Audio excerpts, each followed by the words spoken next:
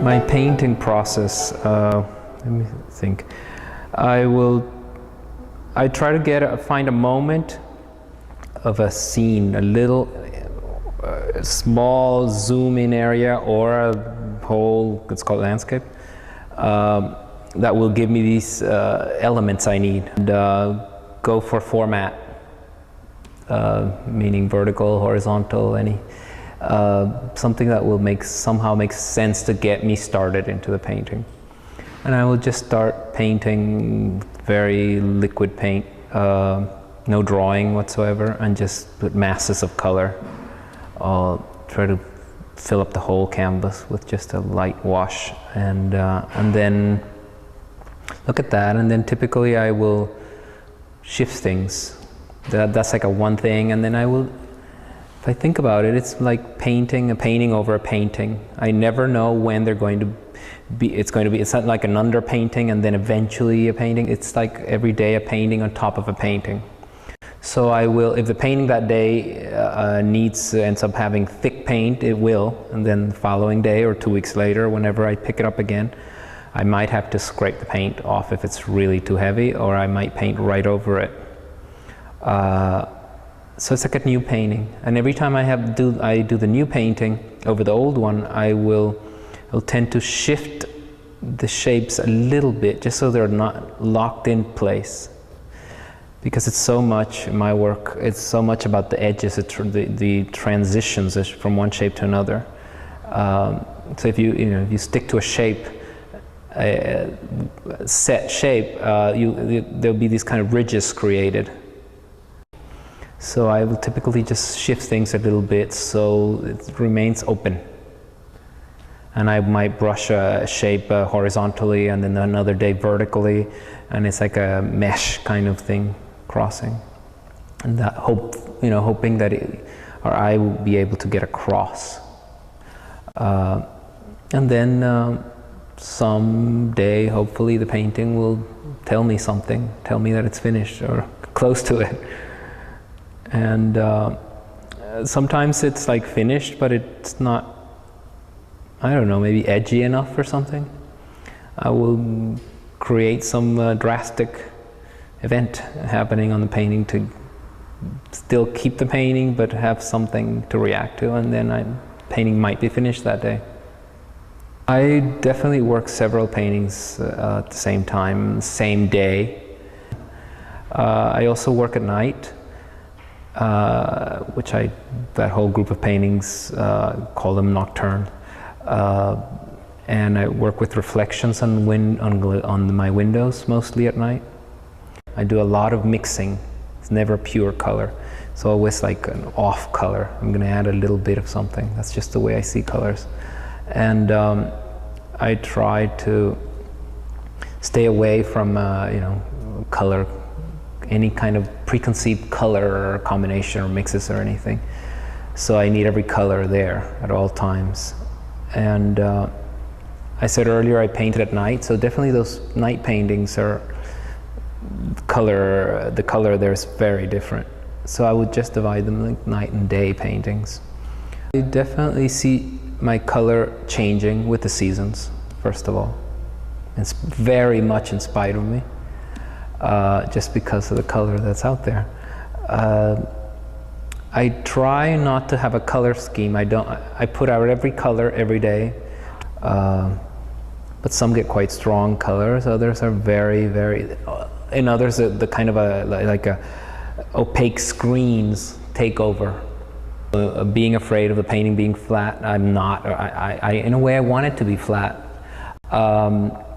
I hope the kind of space my painting achieves, aside from diagonals, I hope the space will come from just this layering of paint, unexpected layering of paint, thick over thin and vice versa.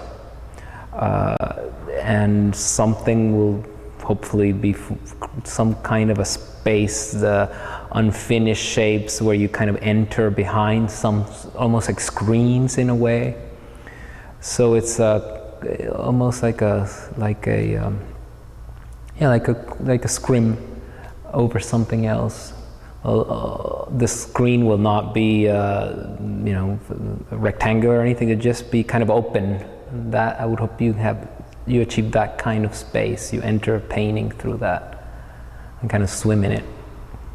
But I suppose, as far as a kind of a perspectival kind of space, I hope it doesn't contain any at all. In fact, for a couple of years, I eliminated I would eliminate every diagonal from my paintings, only verticals or horizontals, for that reason, because a diagonal will take you to space. But now I just, if you make the diagonal heavy enough, and if you just paint it the wrong way, it's so flat. It can be so flat that I have reintroduced diagonals in my work.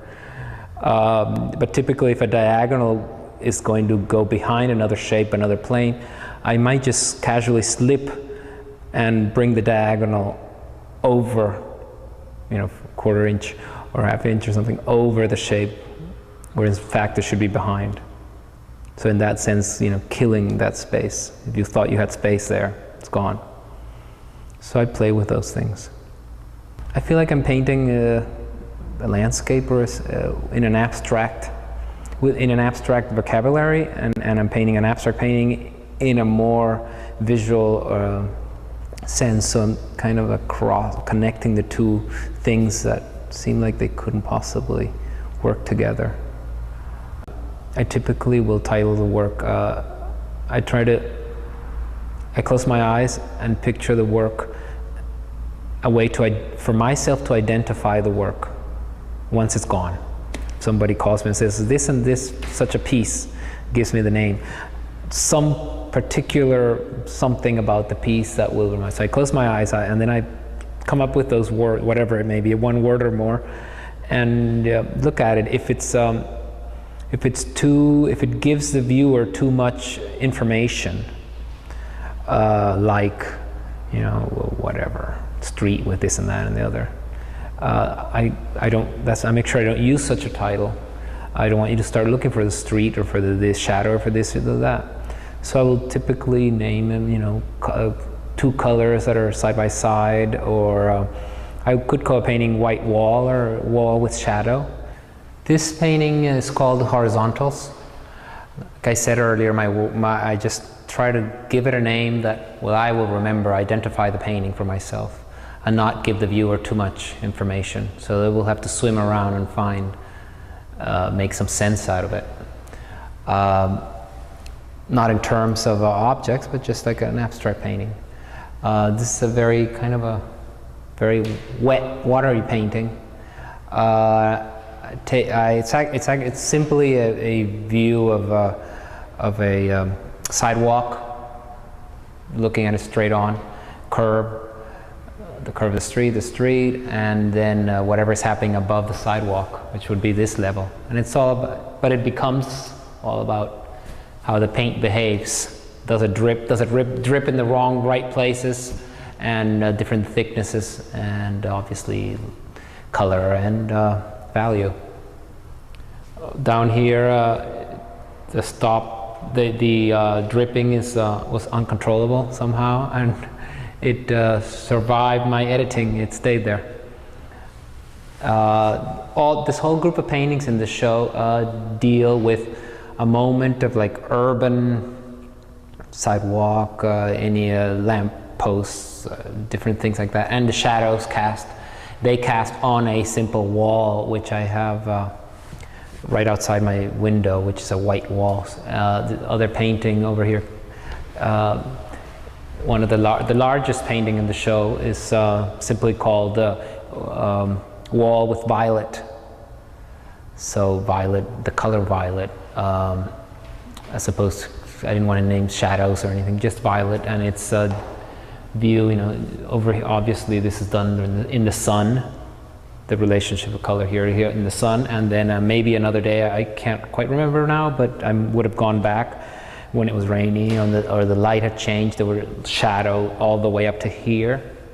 So I altered that, still like those screens I talk about, and you still see through it. These would be shadows, vertical shadows from a pole that would be in front of this space, sidewalk. Just very simple. I try to keep it just very simple and just to let the color, the gesture, the color, application of paint and the behavior of paint bring up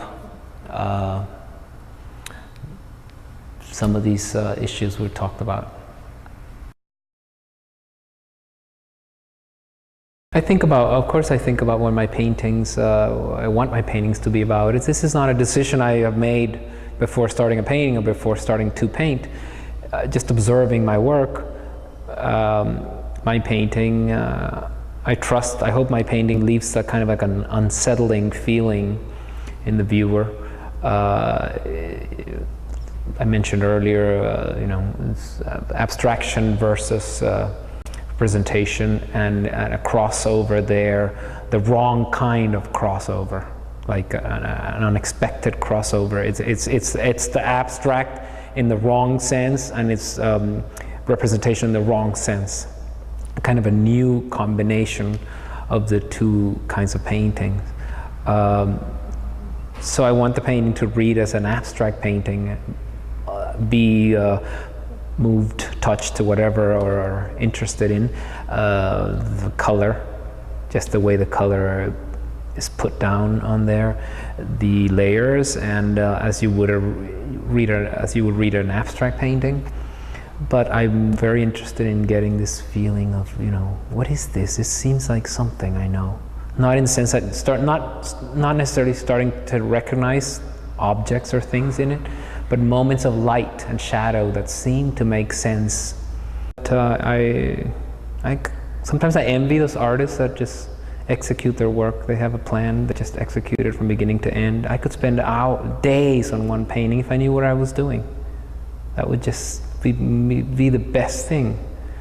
But the more I paint, the more I realize that if my painting has anything worthwhile, it's in that zone that is in the spiritual, dealing through the eyes and somewhere there. Looking to my work from now on, what will happen? I have tried to already and working on eliminating more and more elements in the paintings to see how simple, how you know, few elements I need to get that idea, to get the painting across. Again, like I said, a abstract painting with references you don't know quite how or where they're coming from, that feels like this is an observed moment. So my latest paintings, this body of work that's up now in the show is paintings before this. I did another body of work after this show, dealing with vertical stripes. There's a lot of vertical stripes in this show as well, combined with other things. But I have, since these paintings, I have tried to concentrate, did a whole series concentrating on just the vertical stripes taken from shadows, windowsills, edges, anything that will just give me the width and the color of one stripe next to another. And still try to get this feeling of space, but flat, abstract, but referential, all these things at the same time. How, you know, what elements how many elements do I need for that? And I see myself, I came up with this idea. The next group of works I want to do is like do a painting of a flat wall with no elements. There'll always be a shadow moving here and there, and I'll follow that. A lot of these paintings are dealing with shadow. Actually, right here, if I look at this painting, dealing with the shadow that's been moving like shadows do on a white wall out in the sun, and I follow it, and it's there and it gets covered over, but it bleeds through and it's just shadows. So I'm picturing a show full of white walls. I mean, it sounds like there are plenty of white paintings around. There is monochromatic paintings, plenty of them, but how close can I get to that and still have it feel like this thing I'm looking at? this green, but something observed. Something about the color seems like I've seen that before, like color behaves that way under light. So that's what I wanted to do next, both in very large format and very small.